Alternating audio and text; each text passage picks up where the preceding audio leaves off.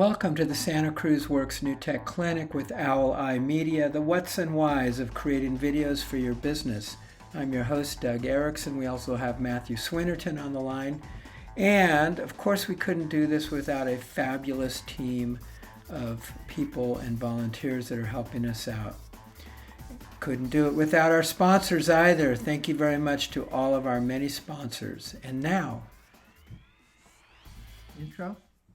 Yeah, let's talk a little bit about our guest today.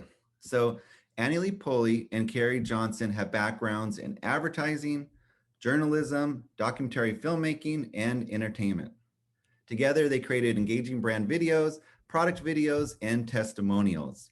Whether it's a Starbucks commercial or a sports feature, they always take the same approach. What is it? Effective storytelling.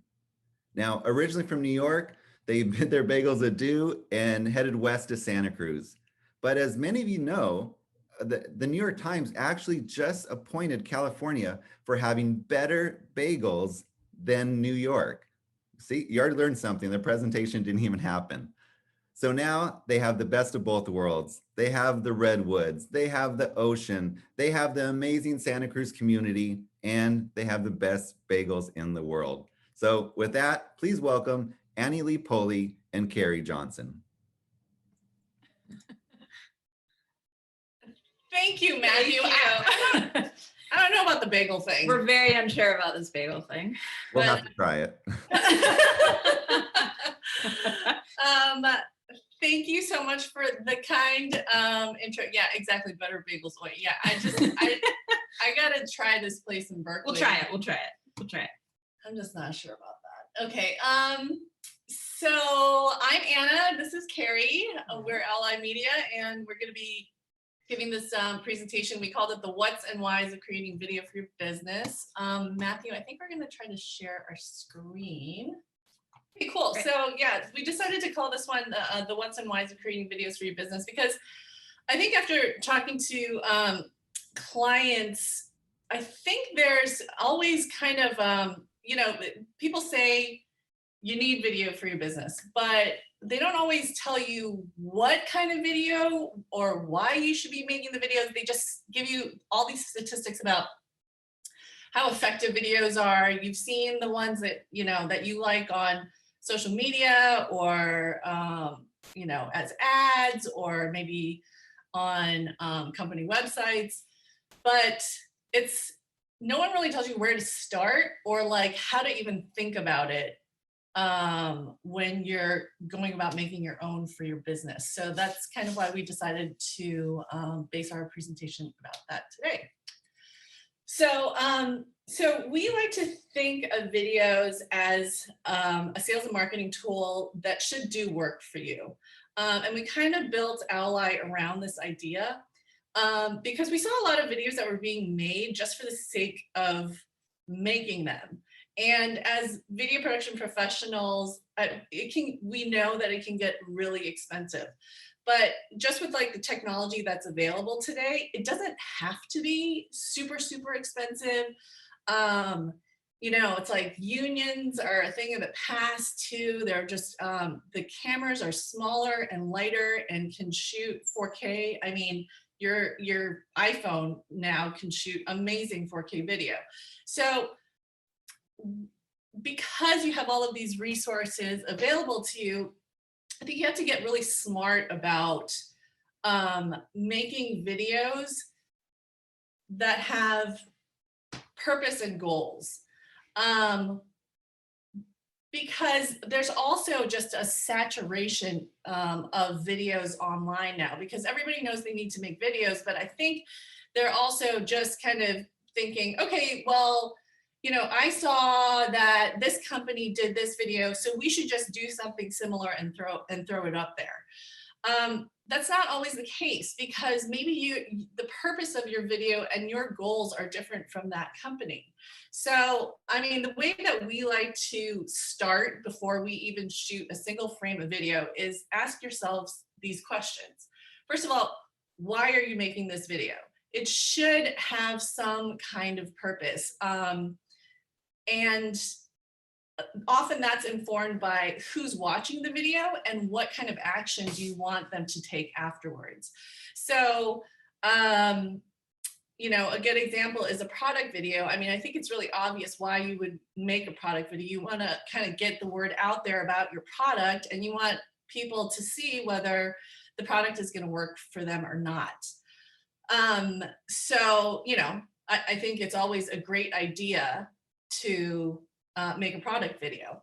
But if you do ask these questions to yourself, I think they will also help you inform decisions about how long they should be, where you should show them, and also how much money you should spend on the video. Okay.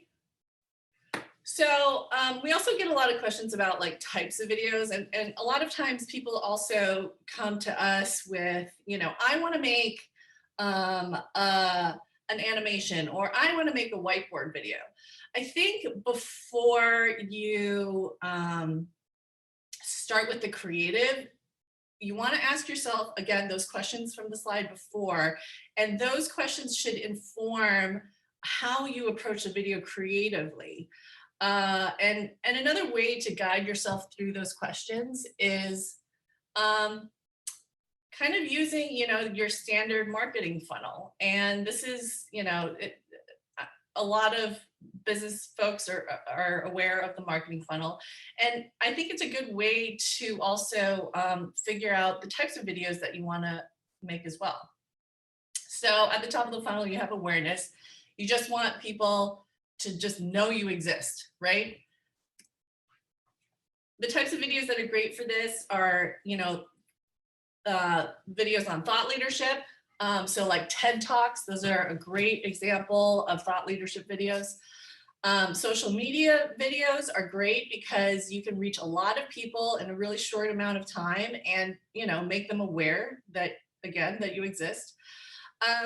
Corporate responsibility videos are really great too. So like if your company does nonprofit work, you can reach a really big audience of people who are interested in that particular type of nonprofit work. And it may or may not have anything to do with your product, but that's just a way of reaching people.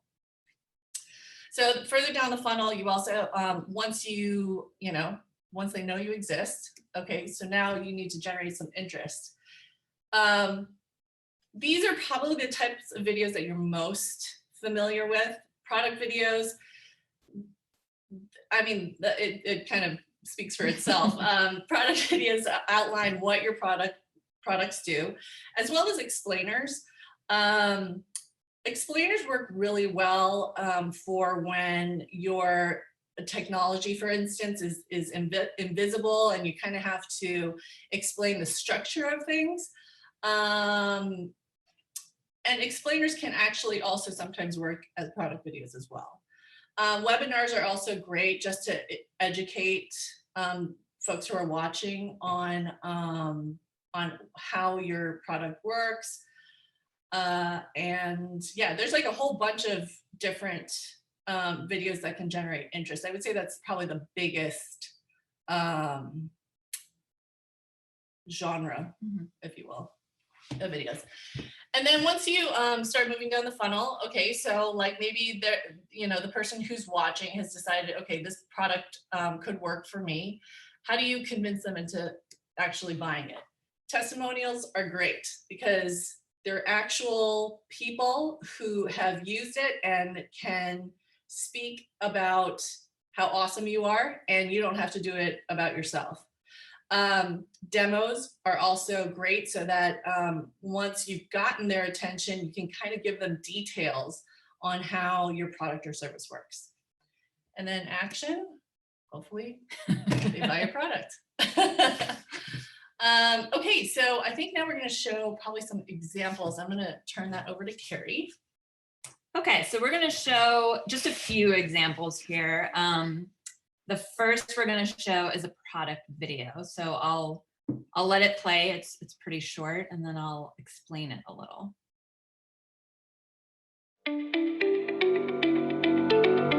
At Coolso, our mission is to close the gap between people and their virtual worlds. Through our gesture control technology, people can now control their mobile devices, laptops, gaming consoles, and virtually any other machine or electronic device simply by using a series of hand gestures, and without the need for a camera or remote control. At the core of our gesture control technology is a muscle vibration signal biosensor. It offers more stability and cost efficiency than other gesture control technologies, which are often based on electrical and light signals. And because of this, Coolso wristbands will also work in outdoor and wet weather conditions, unlike our competition. With 7 patents pending for our technology, Coolso aims to change the way we work, play, and move. To learn more, visit us at coolso.com.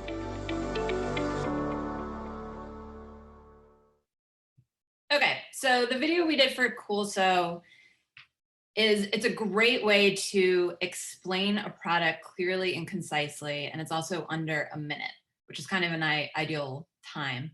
But sort of the main reason you want to do a product video is because it acts as your calling card. So you can send these videos through email, you can promote them on social. If you go to a trade show, you can use it there. Wherever you're selling, this is your most powerful sales tool. So a lot of times when we talk to clients, we say, just kind of think of your product video as it can and it should pay for itself by generating sales. Okay, and then our next one is going to be a social media video. So this one is pretty quick. It's about 15 seconds.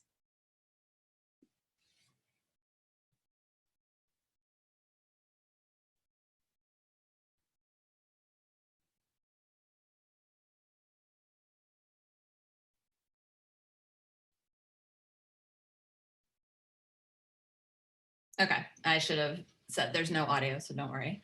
Okay, so I think we're all pretty familiar with social media videos. They're a great way to grab someone's attention quickly and, kind of like Anna said, get in front of a lot of people. We all know attention spans are shorter and shorter, so these kind of 15-second teasers are great. They're great for your brand, a promotion, or promoting a new product.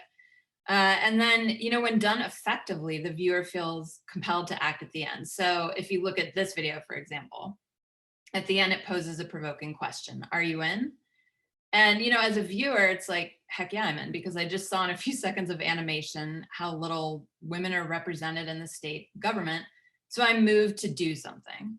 And that's kind of what you want to do with these short social media videos, right? You think of it as a 15-second kind of teaser effect.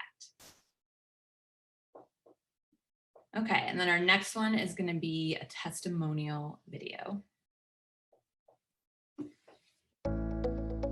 I was struggling with some mental health issues and was unfortunately hospitalized at a psychiatric hospital. And I was subject to very, in my opinion, inhumane treatment there. I felt really helpless at that time. I didn't have money, I didn't have resources, I didn't know where to start to even begin filing complaints. I met Ms. Rowland, who works at the Law Foundation, and she really made me feel respected and listened to. And that's just so, so important, because you have such difficulty advocating for yourself at a hospital like that, because they see you as somebody who's not capable of making your own decisions or being aware of what your rights are. And that's not true at all. My experience with the Law Foundation was that I was really respected and supported and uplifted. And it really made me feel like I did have a decision. I did have the ability to contribute. I was really amazed that the Law Foundation offers such a wonderful service to people in need and for free of charge. I mean, it's amazing.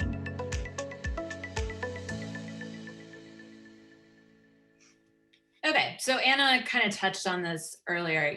Testimonials, I mean, what better way to promote what you do than, having somebody else say it for you? So, this type of video it's genuine, it's authentic. In the case of this video for the Law Foundation, it's really from the heart, because it's a person conveying their own experience. So when someone's willing to do a testimonial, it's because, they believe in how much, and what you do. So whether it's your product, your brand, it's a person really testifying to enjoying your product, or in this case, her experience with the Law Foundation. And, you know, that's gold because it's coming from a place of truth. So, you know, nothing makes a company look better than having a real customer or client sing their praises in an honest and meaningful way. Okay, so how to create videos that do work. Anna touched on this earlier too. You know, you always want to create your videos with purpose and goals in mind. Effective videos they're more than a pretty picture. They tell a story and they're created with this purpose. So when clients come to us with marketing ideas, this is where we step back and we take a look at the bigger picture. And this is what we convey to them too. It's, you know, what kind of video do you need now, but also what might you need down the road?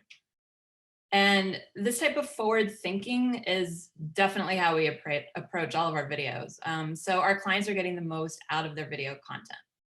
So for example, if a client wants a video for a specific event, we might, you know, create it in such a way that the video doesn't just solely exist for that event, but it can also live on their website or be used in promotions. So that kind of thinking and planning ensures our clients that, you know, they get the most use out of their video content, and they're also making the most effective use of their budget. And that's And it. that's it. Great. Well, thank you so much. Okay, so we have a bunch of questions, but again, if anybody in the audience, if you have a question for them, please put it in the Q&A and we will ask it. Okay, so we're gonna stop so here's the screen share, Matt. Oh, thanks. Okay, got it. Okay, so just to give everybody a foundation of, or a more understanding of your background, because I feel like you guys are definitely well established in your market. Can you tell us like your background and then how you came together as Ally Media? Yes. So our background, both of us, is in sports. So we were in New York City. Both of us were working. Sports Network in New York City is kind of oddly small. So we were at ESPN or ABC Sports when we met, and we both kind of worked in features and sports documentary, where our paths split a little as I went into advertising. And what did I do? Hockey. Oh yeah, I'm sorry. I stayed in sports, but I also kind of delved into the entertainment. Sadly, I did some reality TV. That didn't last very long. What show did you work on? Oh my God, so none of them got out of pilot phase. So that's how good they were. Yeah. One of them was like a Jersey Shore type thing, soul sucking. But you moved on from there. Okay. Shortly after that, I came out here and we created LI. Great. Okay. Okay, so let's get on to the questions. First one, what videos work best for social media? What videos work best for social media? I mean, kind of any. Any of them work. It's Yeah. it's just that you want to keep them really short, Mhm. right? Because the people are just constantly scrolling. So you kind of got to get their attention like in the first frame. And then, so if they are part of your demographic that you're trying to hit, then you want to get them right, like the first thing they see. So it can be any video. It's just that you got to turn it into that elevator pitch format really quickly. They need to know right away why they're sticking around. And I mean, you can post like a minute-long thing on there, but I mean, I personally don't feel like I've watched like a minute-long thing on like Instagram. Not really. I mean, you can, but 30 seconds tends to be a little bit more. Yeah, that's like even on the long effective. side. Well, Like, in the example that you gave, it was a 15-second video and it had words. So if people are scrolling at night, they can also read as well. Yeah, and that's the other thing, is that often people are not going to have their sound on. So you want to kind of think about that aspect too. Great. Okay, next question from Sherry. How do you coach people for doing a testimonial? What you mean, at like The person? Yeah, they are the testimonial? correct. Yeah. I mean, this is where you want to produce it, right? Yeah. I mean, that really, I don't think you need to be coached. This is, I mean, so the way that we go into our client testimonials when we do them, like, I think the best thing is to like have a shot, you know, to have a drink, like just get really comfortable, because they're not going to ask you anything that you don't know. You've used the product, or you are the client. So what they're asking you to do is just speak about your personal experience. So it's never going to be anything that you don't know. The way that we look at it, it's the job of the director. Mm-hmm. So we keep it really conversational. We don't want it staged. We don't want them to have a script. I mean, so even before we start rolling, we get them comfortable. We get them comfortable with us. And then we tell them, don't edit yourself. Just, speak from your heart. Just speak your experience. Let us do the editing on the other side of that. So it's making them comfortable.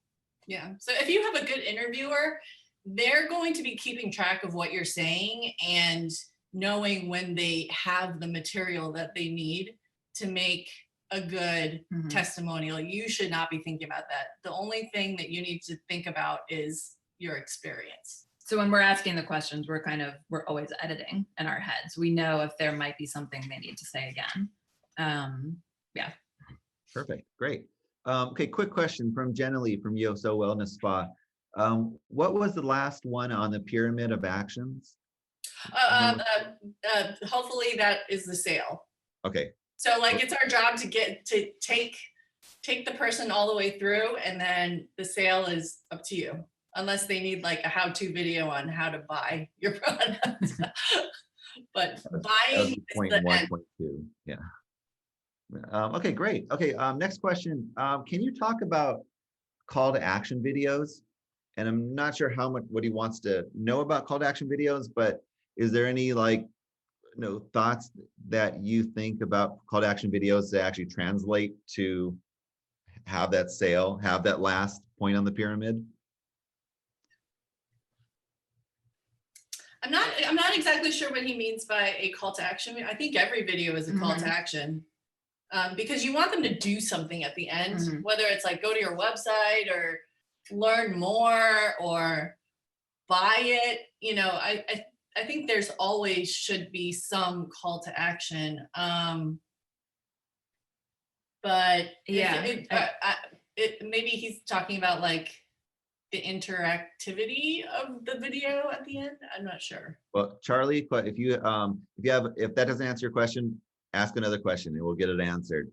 Okay, so from Jim, he says, what are some basic tools for low budget videos, such as cameras, editing software, lighting, stabilization? Are there some that you found effective that you like to use? Yes. So is this, I guess if you're shooting it yourself? Yeah, I think that's what it is. Really good question. I think the most important thing is natural light. Yes. If you're going to be shooting something, pick somewhere sunny and where the sun is not directly overhead. So like in the morning or golden hour, right before the sun goes down. Anything looks good then. You can turn on your iPhone and take a video and it'll look good. Try not to shoot when it's dark. Even overcast. Overcast can be good. It depends on how your phone treats it. The most important thing I think is audio. Audio, definitely. Always try to use a mic. People don't think about audio, but I can't remember who said this, but it's like a very common thing. Like people can forgive bad video, but they can't forgive bad audio. It's like they can't get over it. So always try to use some kind of a microphone, whether it's directional. I know you can like plug stuff straight into your iPhone now, or use a separate audio recorder. We use the little lav mics that kind of clip on. Yeah. But if you can get like your kid or something to like hold a boom and like kind of keep it out of the frame, I mean, that would totally work. But I would say audio is a huge thing. People get very, very focused on the video, the image, but I mean, so we often see where the audio is just lacking, and it's so hard to follow a video when, say, somebody's standing out at the beach and it's so pretty, but it's so windy and you can't hear what they're saying. Yeah. Then it's kind of totally pointless. Yeah. No, I've been totally guilty of that. You think you have an iPhone, it's great, and it's like you have this great picture, but then the sound is muffled or your thumb is on where the mic. Yes, exactly. It just doesn't work. Okay, so that's the next question from Ron. I can see how a product video might be constructed. How would you approach making a video if you are trying to attract investment in a new product? That's a tough one. Yeah, I mean, oh man, I feel like this is kind of it's more of like a kind of a marketing messaging question more. I mean, so we've done these videos where it's like to attract VCs and stuff like that, and a lot of times they kind of want to see the person, and like they want to know who the management team is, and they kind of want to see the business plan laid out. So it's almost kind of like a deck, but like a moving deck. Does that make sense? Like kind of almost like it is video, but it's kind of laid out more like a presentation. But I don't know. I mean, I know a lot of our clients too have, like, if they are a part of an accelerator, they'll just use the product video that we've made for them. And that kind of often will speak for itself as well. But yeah, I don't know. I'm not sure. We've done it. I guess we should probably go back and ask our clients how well that worked for them. But yeah, it did. Yeah. So that's often the route they decide to take. I don't know about just doing a specific one just to get investors. I feel like, and I mean, I'm totally speaking out of turn here, but if your product is solid and your business plan is solid, that will kind of come through in like a product video or a service video, an explainer, that kind of stuff. Yeah, great. Okay. And then it also doesn't corner you into just having this one video, right? That is just to send to like VCs or something like that. It's a video that can live in a lot of different places and speak to a lot of different people. So I don't know. That's kind of our 2 cents on that. Great. Okay, so next question from Gary Bird. How have you been shooting during COVID? Will that continue? We've been doing a lot of Zoom filming, which we're very excited to hopefully come to an end soon. But actually we've made it work. We've done a lot of Zoom recording, but we've had people film themselves. So we've been sending ahead of time this document we've prepared, which is how to set up to film yourself. And we walk them through everything. Here's how your lighting should be, audio. We suggest kind of what they should wear. And then when we actually go to film, we jump on Zoom with them off to the side so we can direct them and talk to them. And then they're filming themselves on their phone. And that's worked really well. We've done that for a lot of clients. And as long as people are kind of prepared ahead of time with this document that we send, it goes pretty smoothly. Because we're kind of hand-holding them too. Yeah, exactly. We're hand-holding before we start, during, after, when they send us the footage. It's worked pretty well. Great. Okay, next question. Actually, there's a couple people that asked this, so I'll kind of lump it into one. What are some, and I know this is the tough question here sometimes because there's so many variables, but what are some typical budgets for an About Us overview video for a local business? That's a big variable, I can imagine. A typical budget? Oh. I mean, it just depends. So that might be probably too, I mean, that's probably might be a question that we should reach out to you individually. Is that what you're probably thinking? Because there's so many different things. Is it a 10-minute video? Is it a 1-minute video for Instagram? Yeah, there's a range. There's a range, and also, P.S. Try never to do a 10-minute video. Nobody wants to watch it unless like. Well, what's the where would you see a 10-minute video? Is there any place for that? Yeah, if you have some like awesome story, like a documentary story about, like, I don't know. I mean, we have done videos that are like 6 minutes. 6 minutes, yeah. I mean, I feel like runtime is a really hard question, right? Because sometimes you have to back into it. Like on Instagram, they're not going to let you post anything longer than a minute. And then if it's longer than a minute, then it kicks you to like IGTV, right? Like when we used to work in TV, it would have to be 1 minute and not a frame longer or whatever your slot on TV was, right? 10 minutes is an eternity. It's an eternity. I mean, like short documentaries are like 10 minutes. Yeah. So it really depends on the story. It's not about backing into the time, or it shouldn't be. It's about whether what you have to say can sustain that amount of time. Yeah. Does that make sense? I don't know. That's a really hard question for us, Dad. And it's only because we've been doing this for so long that we can kind of give you a ballpark of what we think it should be. But anyway, 10 minutes is a really long time. But what was the original question? Budget, like what it would cost. Oh, yeah. I mean, yeah. It's really hard for us to answer that.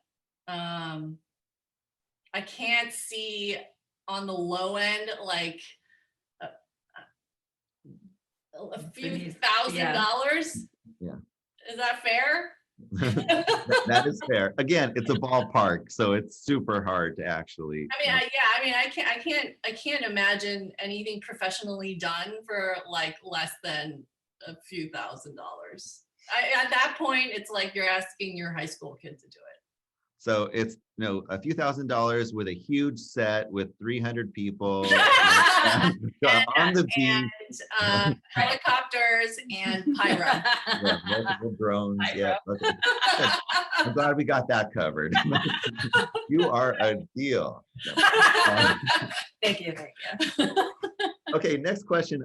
This is kind of so Jim asked, you're talking about that document that you send to your clients during COVID where you couldn't actually be, and you would tell them, the lighting and so forth.